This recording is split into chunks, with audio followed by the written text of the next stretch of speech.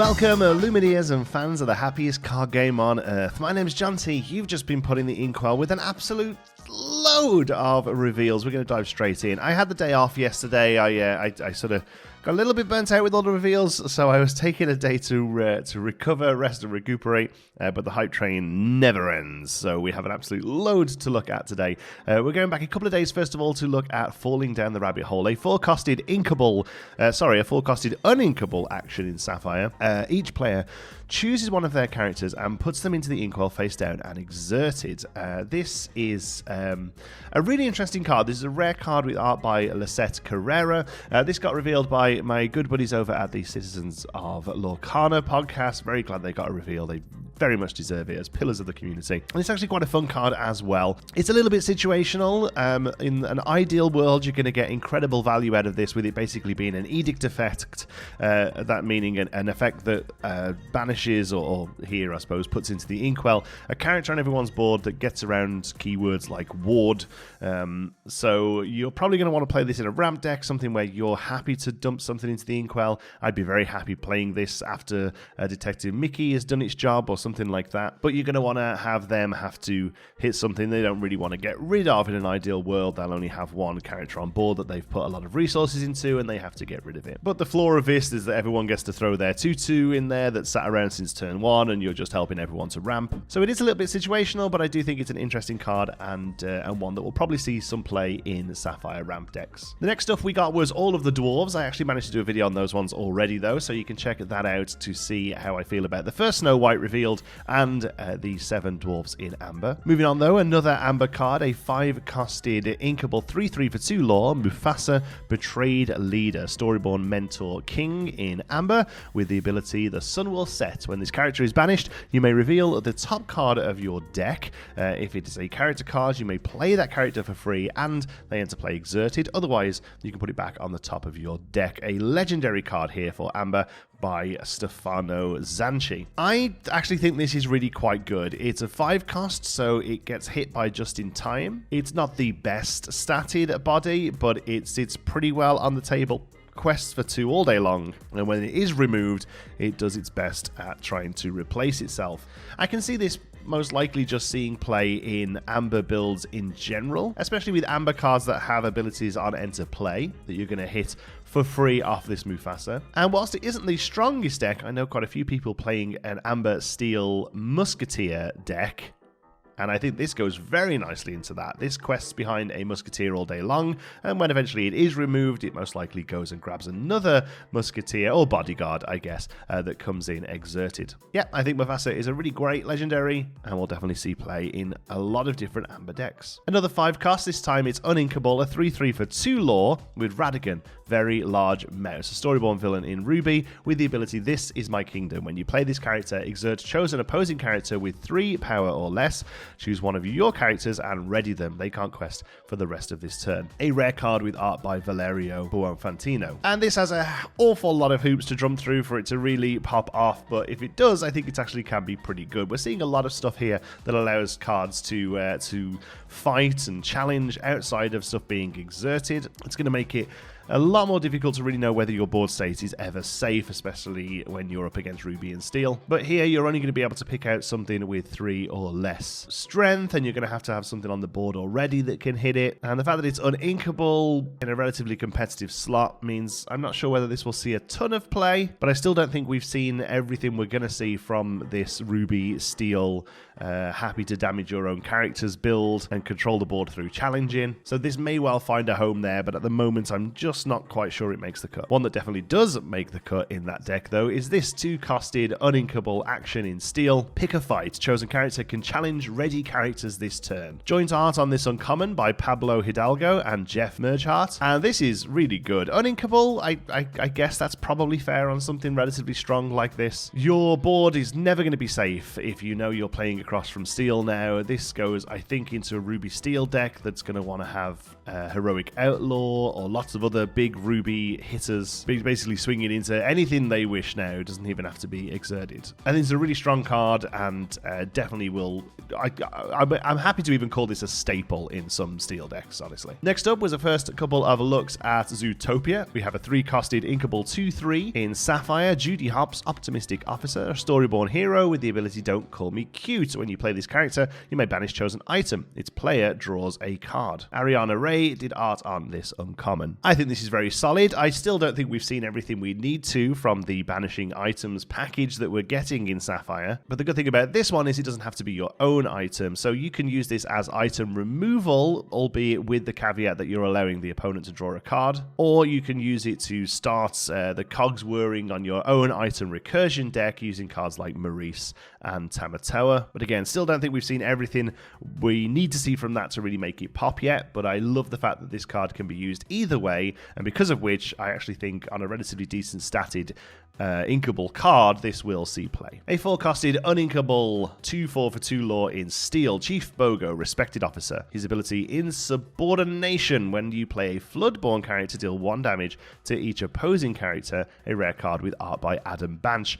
I think this is really good. I don't know whether it's good enough to warrant an uninkable slot, but this makes a giant Tinkerbell coming down, grab your swords. And that alone may well make this card see play. I love the fact that we're getting what looks like a cycle of cards, one in every color, that says when you play a Floodborn character, do the thing this color does, and this is obviously the steel one here doing damage alongside a lot of the green stuff that cares about damage characters. We're going to see in a moment a fantastic Floodborn Cheshire Cat that loves this card to bits. Yeah, I definitely think this one's going to see play. A 5-costed Inkable 3/3 for 3 lore in Ray Carefree Firefly for Emeralds. He's evasive. A common card with art by Felipe Laurentino. I have no idea why this is common. This card is very good. I think most likely this just replaces Mad Hatter in a deck that's running it, which, you know, a lot of Emerald decks are running it. I'm pretty sure this is just a straight up swap, honestly. Similar stat lines, but the evasive, I actually think is going to be much better than the ability on Mad Hatter. You very rarely draw off Mad Hatter. I think Ray's a great card, really great comment. I will draft this guy all day long.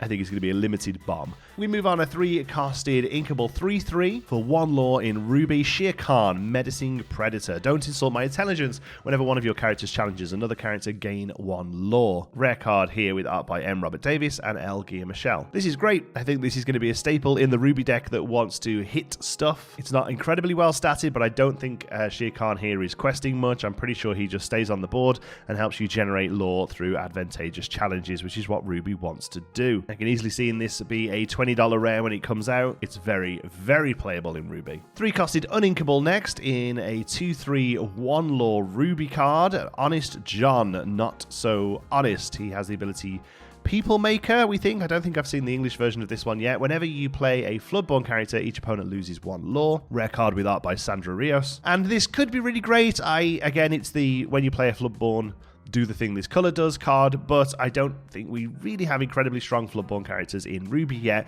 Aladdin Heroic Outlaw pretty much been the only one that's seen play, and none of the ones we've seen from Rise of the Floodborn have been particularly impressive for me yet. I mean, the Minnie Mouse Diver probably does see play, but it's not in this deck. It's not a lore losing deck, it's an Action Matters deck. So at the moment, we haven't really seen the payoff for this card, but if we do get another good Ruby Floodborn, this one suddenly becomes a lot more interesting, I think. And talk about good Floodborns, my goodness, this is a great card. We have an 8-costed Inkable 5/6 for 2 lore in Emerald, Cheshire Cat from the Shadows. Floodborn with shift 5, so 3 cost reduction on the shift, which is lovely to see. Evasive, just snuck in the middle there, and also the ability Wicked Smile. You can exert this card to banish chosen damage character.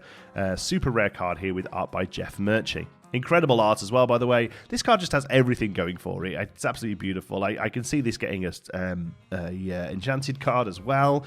I think it's got enchanted card written all over it, personally. But this is just a really, really good card. Cheshire Cat has 2 both very playable shift targets for it. Neither of them are incredible, but they're both you'd be happy to put either of them in the deck to hit this onto, I think. And it cares about what Emerald Steel especially wants to do in this game plan. If you've got Chief Bogo on the board and you shift this on 5, it can instantly exert to banish anything on their board. And that, to me, is pretty spicy. I think Treasurecrat from the Shadows is possibly the best card we've seen from set 2 so far. Next up, a very divisive card, a 1-costed inkable action in Sapphire, Nothing to Hide. Each opponent reveals their hand, draw a card. Common card with art by Main Candelian and Joachim van Gool. Great art from a real sort of deep cut moments in Beauty and the Beast.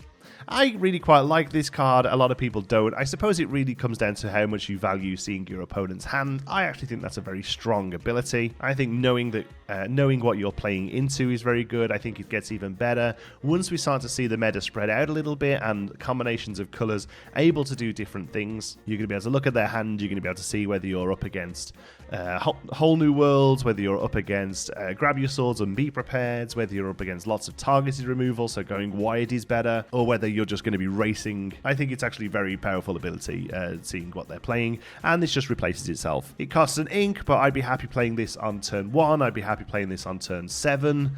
Maybe not too much in between, but I actually think this has got a lot of value to it, and I think it's a very playable card. Next up, a 5-costed inkable 4/3 for 2 lore. Cruella de Vil, Perfectly Wretched. She's a Bloodborne villain with Shift 3, and the ability Oh No You Don't. Whenever this character quests, chosen opposing character gets -2 strength this turn. Uncommon card, art by Gus Gadget and Leonardo G. Michel. Great art as well, possibly one of the best pieces in the set. Could also see this getting enchanted. Maybe we won't see an uncommon enchanted, I don't know, but really, really great art. And I was all for this card. I was loving it until the word chosen on the ability there. Like, the stats are great, the shift cost is good, whenever this character quests, do something is good, and then it's just a little combat trick, and I suddenly got disappointed. It's an uncommon, and we can't expect every Floodborn to be an absolute banger, especially as we're getting a what looks like a cycle of them in uncommons, but this had so much going for it until it just ended up being a little combat trick. Never mind, Cruella, you are perfectly wretched. 2 cards that go nicely together now. A 2-costed inkable 3/2 for 1 lore in steel, Jafar Royal Vizier, with the ability I Don't Trust Him, Sire. During your turn, this character gains evasive. Perfectly acceptable card that most likely replaces Prince Eric in a steel deck if you're playing him. Very acceptable card that trades up a little here, deals with evasives if you need it to. It pretty much exclusively exists for being the shift target for the next card, though. A 4-costed inkable 3/4 for 1 lore, Jafar Dreadnought, Floodborn Villain Sorcerer with Shift 2. And now, where were we? During your turn, whenever this character banishes another character in a challenge, you may draw a card. So this, I think, is actually pretty good. You can get this out on turn 2, well, no, you can't, sorry. You can get this out on turn 3, on top of the 2-drop Jafar, and then start swinging out with a relatively decent stat line and just filling your hand back up again. Obviously, in an Emerald Steel deck, this one gets even more interesting, being able to damage with Steel and then get the value out of that with the Emerald, things like Cheshire Cat and Beast. Yeah, I think this is totally playable. A pretty solid Floodborn. I think maybe the best Floodborn in Uncommon we've seen, although maybe that Rapunzel will end up putting some work in. But at the moment, I think this is actually pretty good. Here's a good one, though. 1-costed inkable 1/2 for 1, Cinderella Ballroom Sensation, Hero Storyborn Princess with Singer 3, a rare card with art by Casey Robin. This is fantastic. This is going to let you play Friends on the Other Side on turn 2. It's going to let you play some of the new songs that we saw today revealed that we'll get to in a moment, a turn or 2 earlier. The Amber Steel songs deck just gets better and better, and this 100% becomes your 1-drop in that deck, I think. At the moment, you're probably playing New Dog just to get something on the board. Very much this replaces that, I think. The ability of Singer 3 is just really good. Next up, a 2-costed inkable 1/2 in Amethyst Cuzco, Wanted Llama, a Storyborn King with the ability Okay, so where am I? When this character is banished, you may draw a card. Common card with art by Michelle and Martin.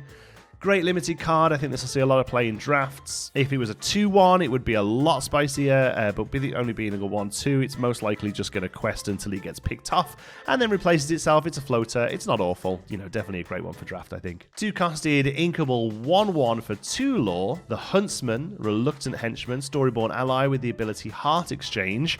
Whenever this character quests, well, that's going to be a change of heart, isn't it? Sorry, I'm reading the translation. Change of heart. Whenever this character quests, you may draw a card. then choose and discard a card. This is Simba Future King, but with the ability on questing. Probably doesn't quest. This probably quests once, but I suppose you are getting 2 lore off of it. Does it replace Simba? Yeah, I suppose it probably does. I mean, obviously, as soon as we get a Floodborn Simba, all of the little Simbas get much better value. But at the moment, I think I would probably play this over the little Simba, because you can at least choose when you draw and discard. You get to see a card before deciding to do it, whereas with Simba you do it when you play him, so you've already drawn the card for that turn. So I think this may be slightly more value than that, and for that reason, if you are playing that Simba for the card draw, you probably put this one in instead. Yeah, I think that's all I can say about that one. 3-costed Uninkable 2/3 for 0 lore in Emerald. The Queen Disguised Beggar, a Queen Storyborn villain. The perfect disguise. You can exert her to choose and discard a character card from your hand. You gain lore equal to the lore on the character that was discarded. Not quite an alternate win con, but definitely getting there on this super rare, with art by Leonardo Gianmichele. Killing it in this set. Really great art from Leonardo. And this is a really interesting card. I'm not quite ready to say it's good. But I definitely think it's fascinating. There's probably a deck that is just built around this card that either explodes or absolutely bricks if you don't see it. Because the first thing I saw when this was posted, when everyone was like, "Oh my god, you run 4 copies of that goofy Knight for a Day. You run 4 copies of Brave Little Tailor," and these are all in different colours, but 4 copies of anything with 4 lore on it, basically. All very expensive stuff that you're going to be able to ditch quite early on to start getting crazy value out, and that's fine. But if you don't see the Queen, or if it comes down and dies, you just have an incredibly bricky hand that's not going to be able to do anything, and that's my big worry here. We are seeing some cards that go well with this, but also are happy to hit the board a little earlier as well. The Flynn Rider Floodborn we're going to look at in a moment goes kind of insane with this card, actually, so that's going to be really interesting to see the build that comes out of those 2 cards. The Flynn Rider Floodborn cares a lot about discard, whether this does or not, whether this finds a spot in a discard deck that seems to be that's going to be relatively focused on discard. I don't know whether this finds a slot, especially with it being uninkable. Why is all the Emerald stuff uninkable? I'll never know. But yeah, really fascinating design. I love to see it stretching the design space so early on. Whether or not this is good, or whether it's a magical Christmas time card that never really does what you want it to do, we will see. 1-costed Inkable 2/2 Storyborn ally, 1 lore owl, logical speaker. This is a functional reprint of Flounder. It is a common. Agnes Christiansen did the art on it. It's a lovely art, but as far as I'm concerned, as long as Flounder exists, I will never play this. I am Team Flounder forever.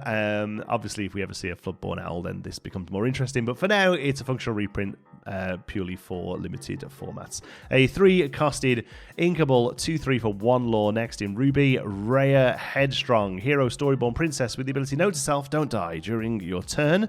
Whenever this character banishes another character in challenge, you may ready this character as you can't quest for the rest of this turn. This is a smaller version of stuff we've seen on bigger cards. Pretty much just kills 2/2s or 1/1s here, but it's a common. Art by Amber Koma Vongza. Might find a home in this Ruby deck that wants to hit stuff, but I think it's a little understated for a 3-drop. Next up, a 4-costed Uninkable, because it's Emerald, of course. Flynn Rider, his own biggest fan. A 2/3 for 4 lore with a huge asterisk next to it. Shift 2 and evasive, and 1 last big score. This character gets -1 lore for each card in your opponent's hands. A rare card here with art by Melorancy and Gianmichele. And this is fascinating. There's a lot of cards that get better in multiplayer or worse in multiplayer. I think this may well be the first card we've seen that just will never see play in multiplayer. Because the chances of having all of your opponent's hands empty so that this can quest for 4, or the chance of all of your opponents only having 1 card in your hand so this can quest for 1 is relatively slim. So this is not a multiplayer card. This is very much a 1v1 card. I actually think this could be really quite strong in 1v1, maybe even a little broken. You're only playing this in a discard deck. You're playing this in a deck where you can almost guarantee that their hand is empty as this starts coming out. Chances of this coming out on 2 and doing much is pretty slim. But obviously, this can come out and instantly quest. I think that's the interesting bit about this being a Floodborn. Not the fact that it can come out because of its shift 2, just the fact that it come out on turn 5 and instantly quest for 4. That's where I think the value of this being Floodborn is here, as long as you have the smaller flint targets, obviously. But one of the other smaller flint targets cares about discard, even though it does destroy it. But there's so much stuff in Emerald that cares about discarding that I can't imagine this isn't the top end of that deck, or one of the top ends of that deck. I think it's beautiful. I'm also quite glad that I had a pretty good guess at it. I guessed that Flynn Rider was 82 and it was going to be a Floodborn. I kind of went for a slightly more positive ability in the fact that it gained lore every time they discarded something, so you'd have to start cranking the wheels on the turn you wanted to quest with it, whereas here it's very strong, but gets weaker if you haven't already made them discard. So, interesting design space. Perhaps mine was a little bit too cranked. But I still think this is a great card. I look forward to playing this. 3-costed Inkable 0/5 Donald Duck Sleepwalker. He's got 1 lore and Storyborn, the ability Startled Awake. Whenever you play an action, this character gets +2 strength this turn. Common, with art by Leonardo G. Michel. There's a lot of art for this set, and it's all absolute banging. This is awesome. Really great art. Looks like a sort of matte painting from one of the old animations. It's beautiful. The card itself I don't think is particularly very good. I think it's draft chaff, unfortunately.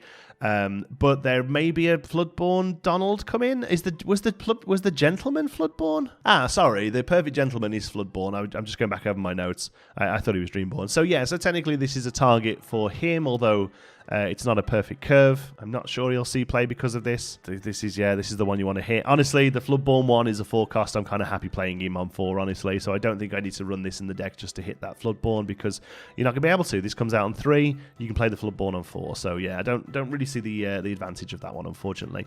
Next up, a 2-costed Inkable 3/4 for 1 lore in Ruby. Mother Gothel, Withered, and a Wicked. Storyborn villain with the ability What Have You Done? This character enters play with 3 damage. Uncommon card here with art by Coney. This is amazing. I actually think this is really quite a good card, and it is a absolute flavor win.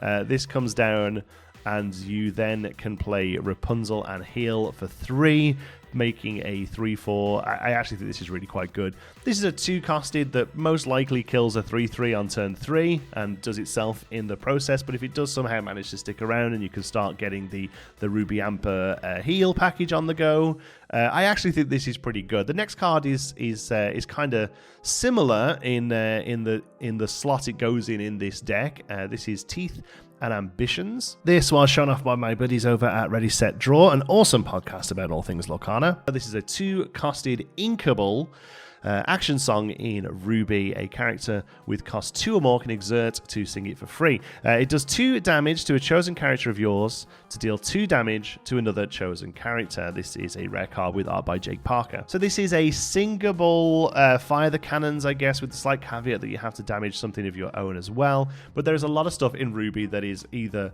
wanting to be damaged or benefits from being damaged. Again, the Ruby Amber package that's going to be healing a lot of stuff up and getting value out of that probably loves this card. The Dinner Bell card loves this card. I think this is 100% playable, almost a staple probably in that deck. In that specific deck, the Ruby Amber one that's going to want to hit stuff to control the board and then generate sort of value out of healing stuff back up again. I think Teeth and Ambitions is a staple in that deck. Next up, a 3-costed uninkable item in Emerald. This is Radigan's Marvelous Trap. Snap, Boom, Twang. Banish this item. Each opponent loses 2 lore. Rare card again with art by Leonardo G. Michel. They've kept them busy. This was revealed by Suggy and the gang over at Lorcana Cast, and I think this sees play in multiplayer, and I probably don't think it sees play anywhere else, unfortunately. But this isn't a terrible multiplayer card, especially if you're really leaning into the lore removal, card removal,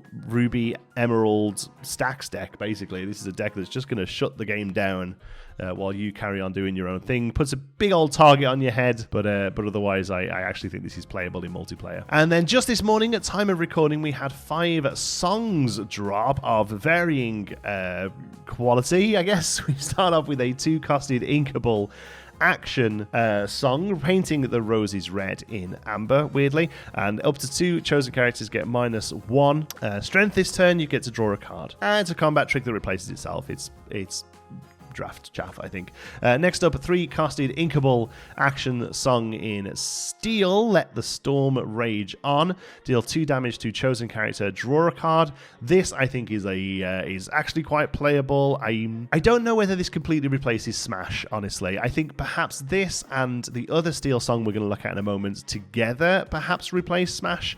But obviously this is uninkable but singable and does 1 less than Smash, but does replace itself with a draw a card. I think there are pros and cons to both, but I do think this is a very good, solid, common, most likely we'll see play.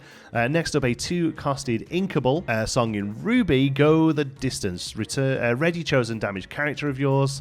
They can't quest for this turn to draw a card. It's a common card with art by Gaku Kumatori. The only thing I can ever think this is good for is playing onto something like Heroic Outlaw. It comes out, does what it needs to do, it keeps it safe for a turn, and you get to replace it. I still don't know whether the opportunity cost is too high on this, even with the draw a card on the end of it. But maybe someone less smooth brain than me can find a spot for this one, but I still think it's a little bit too situational to warrant a slot in the deck. Even with the inkability and the singability, I'm not quite sure it gets there. Next up, 2-costed inkable action song in Ruby, You Can Fly. Chosen character gains evasive until the start of your next turn. Nice that it lasts the whole turn. This is an uncommon heart with art by Ava Widerman. Yeah, nice that it lasts the whole turn, but I still don't think this is particularly very good. And the last one, a 3-costed inkable song in steel, Strength of a Raging Fire. Deal damage to chosen character equal to the number of characters you have in play. Rare card here with art by Jared Nickel and Alex Accorsi, and this is great. I think this is really good. It goes in the Amber Steel songs package all day long. Even on turn 2, singing this with Cinderella and having her as the only thing on board and killing their Lilo, I still think is pretty good value. I would love it if this one said draw a card, like a lot of the other ones we saw in this release, but I still think it's very strong even without that. This is just a really good removal spell that scales with the game. Very playable. All right, there you go. I tried my hardest to race through those because there's so many of them. At time of recording, it looks like the starter decks were spoiled. So they've been shown on an article, and then the article has been removed again. This is all happening on the morning of the 8th of November. So I'm not going to cover them here. One, because I want the people who are meant to get the proper reveals to get the proper reveals, and my worry is with something like this where it gets removed is that it's because reveal timings are a little bit out of whack. So I'm not going to cover them there until it's a little bit more official. But also, it looks like it's been took on a Nokia 3310, as they always do when these are sort of leaked a little early, and they're just sort of like cards spread across a table, and it just looks crap, and I don't want my video to look crap, and you guys deserve better. So we will wait for those to have a proper reveal, or at least that article go back up, I guess. But you haven't got to let me know in the comments that that's happened. I'm aware of it. I've just decided to hold on that until we've got a little bit more of an official sort of announcement regarding it. But still, some insane cards there. I love the Flynn Rider. I love the Cheshire Cat. I love all the Emerald stuff. I'm just an Emerald player. I try and do other stuff. Honestly, the main deck I'm running at the moment is Amber Ruby, but I'm an Emerald player at heart. I know it, and I'm going to go and discard and make everyone at my locals hate me. And I can't wait. Thank you so much for watching. Love you all to bits. Remember to do all the like and subscribe and all that YouTube goodness. Until the next one, be good.